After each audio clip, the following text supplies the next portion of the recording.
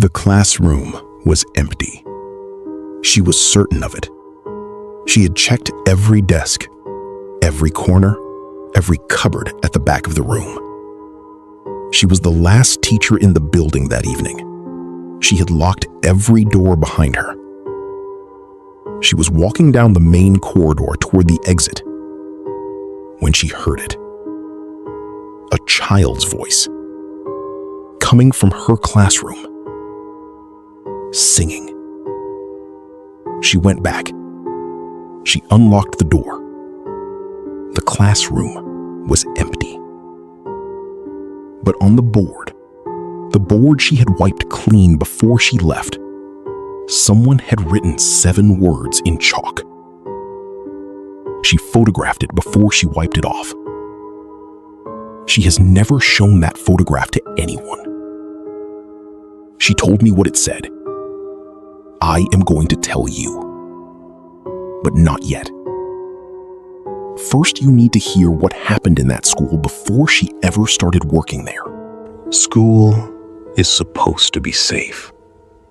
Hundreds of people, every corridor lit, every room familiar. But schools have histories that go back decades. Some of them go back further than that. Children who never left. Teachers who stayed long after they should have gone. Things that happened in those buildings that were never written in any report and never spoken about again. The 5 accounts in tonight's video all happened in schools.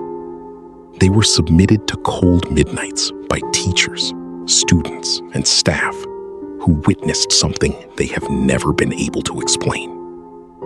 None of them were ever officially reported. Until now. Names and locations have been changed to protect those who trusted me with these stories. This is what happened behind the classroom doors. It happened on a Wednesday evening in October. I had stayed until 7, later than usual. I was finishing a display for Parents' Evening the following night. I wiped the board clean before I left. I always did. I checked the room. I locked the door. I was halfway down the main corridor when I heard a child's voice coming from my classroom, singing, very softly, a song I did not recognize. I went back, unlocked the door. Empty. But on the board I had just wiped, 7 words in chalk. Neat, small, careful handwriting. The handwriting of a child. I stood in the doorway and read them. I photographed them before I wiped them off, because I knew nobody would believe me. I asked the school caretaker the following morning if anyone else had access to my classroom after hours. He went very still when I told him what I had found. He asked me what the words said. I told him. He did not look surprised.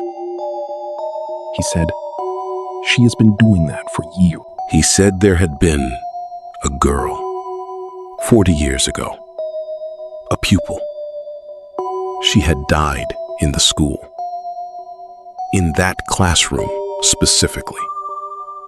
An accident during a Tuesday afternoon lesson. He said, "She just wants people to know she is still here." He said, "What did the words say this time?" I told him. He nodded slowly. He said, "That is what she always writes." The 7 words on the board were, "Please do not forget that I was here." I have never wiped a board clean since that evening without thinking of her. I never will. It was just past 6. Most staff had gone home. I went to check the pool door because I was the designated key holder that week. The door was fine. No fault I could see. I reset the alarm and was about to leave when I heard the water moving.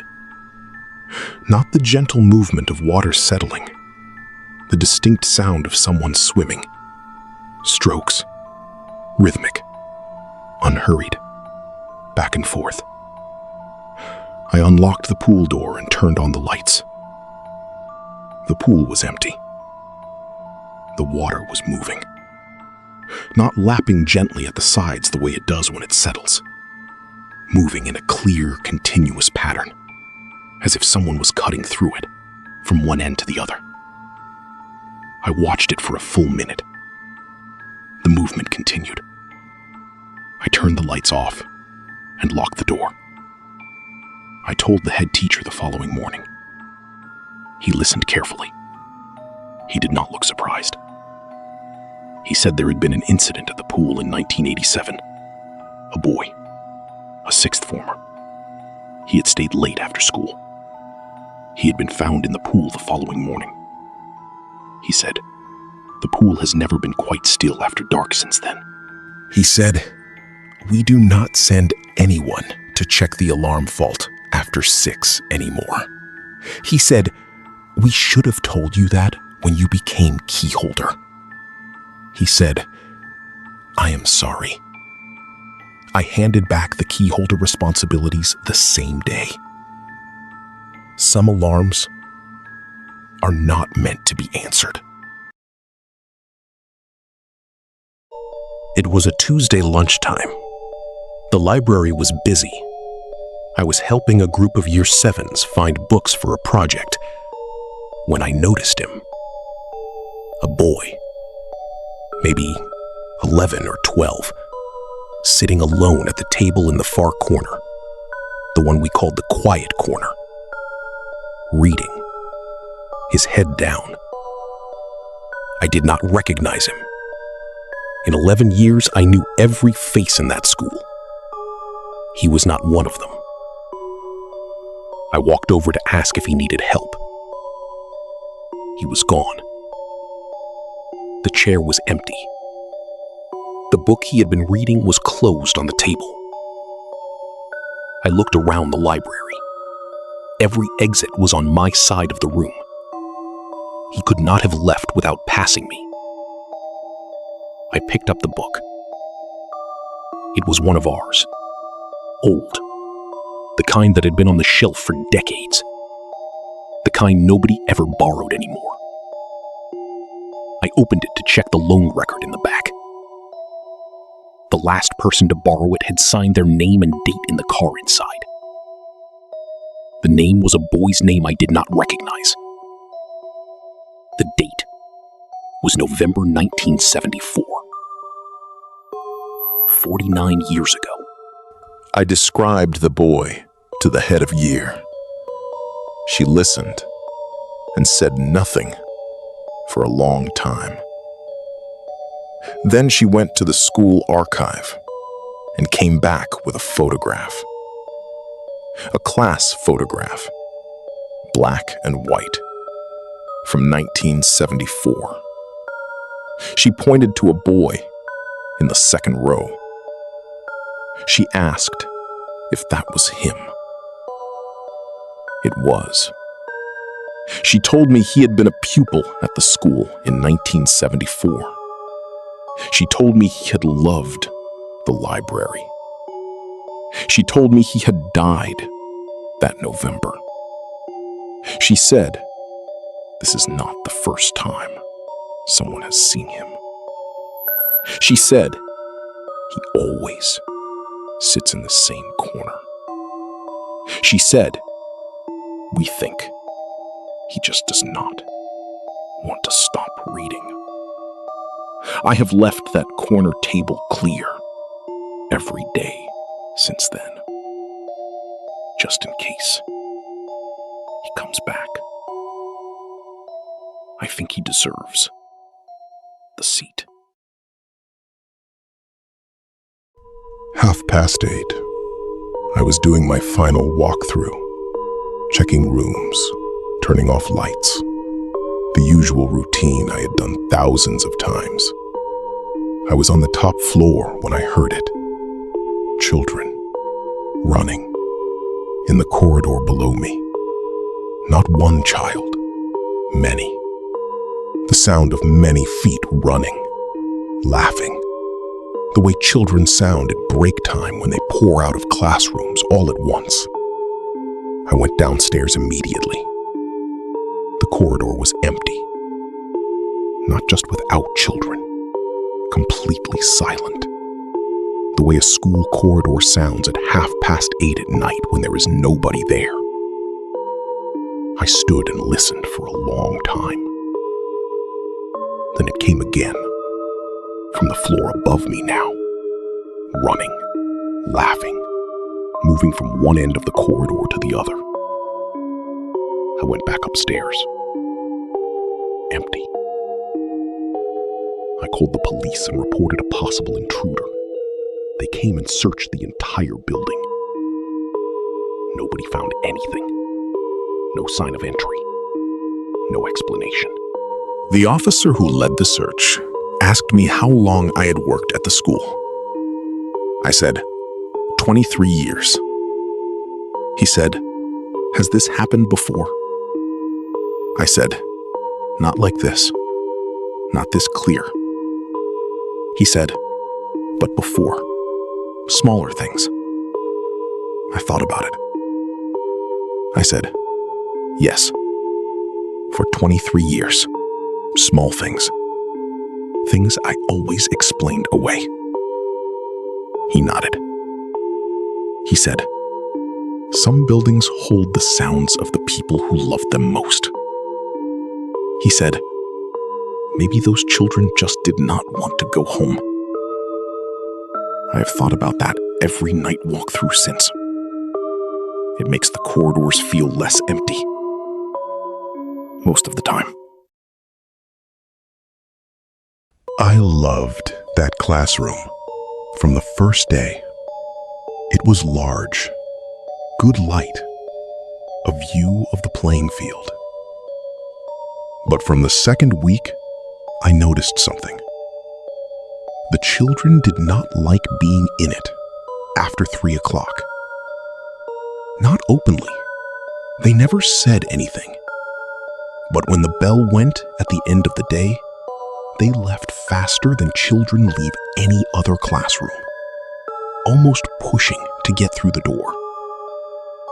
And when I kept a child back after class, for a conversation or to finish work, they were visibly uncomfortable, looking at the corners of the room, looking at the window, never quite at me.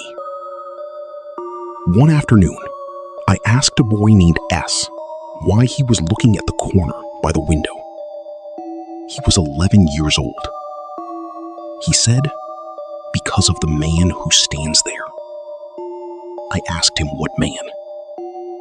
He said, "The man who stands in the corner after 3. He said, "He is always there after 3. He said, "Do you not see him?" I looked at the corner. Empty. I asked S to describe him.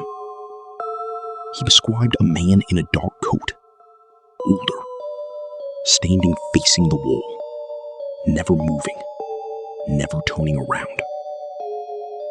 I asked the other children the following day, casually, carefully, if anyone else had noticed anything unusual in the classroom.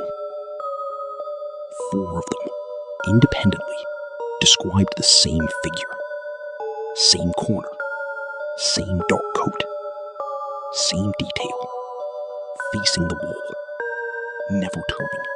I asked the head teacher about the history of the room. She was quiet for a long time. Then she said the classroom at the end was not always a classroom. She said it was the headmaster's study for many decades. A man who worked here from 1931 until his death in 1968. She said he died in that room, at his desk, alone, after the children had gone home. She said after 3. I requested a different classroom the following Monday. The head teacher gave me one without asking why. I think she already knew. I think everyone in that school knew. They just needed someone new to find out for themselves. S told me on my last day in that classroom. He said, "I am glad you are moving." I asked him why. He said because he was starting to turn around. 5 schools. 5 things that were never put in any report. Every school has a history. Most of them stay quiet during the day when the children are there. It is only after the bell goes, after the corridors empty, after the lights go off one by one, that they remember who else is still there. Submit your story through the link in the description. I read every single one. Subscribe if you were brave enough to come back. Do not stay late tonight. This has been Cold Midnights.